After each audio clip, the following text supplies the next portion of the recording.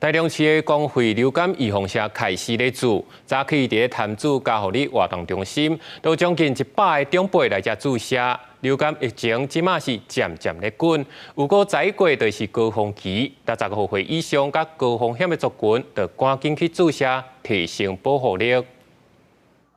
人客甲满，大家耐心排队。台中市公费流感疫苗开注，3号早起，潭子区嘉护理社区活动中心，都有将近100位的长者来注疫苗，希望提升保护力。我这当然都听到啊，同辈的一些长辈都已经打了，那我才下来啊。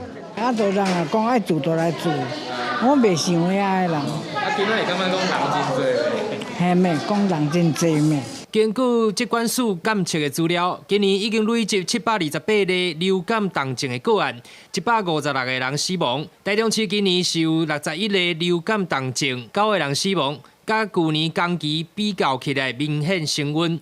台中市卫生局即届是采购81.1万剂流感疫苗，其中78.8万剂提供予公费对象来注，采先缴费先使用的原则，予民众随机来注无共抢排的疫苗。因为就要进入11月的高峰期，呼吁民众是赶紧来注疫苗。那预计在11月份会属于高峰期，因为流感疫苗接种平均大概2周左右才会有保护力，所以会呼吁我们长辈，可以的话尽量就开始前来接种疫苗。市府的分阶段注公费流感疫苗，一直到使用完为止。民众会使上网络预约，或者是前往各区的卫生所、合约院所来注，无受到户籍的限制。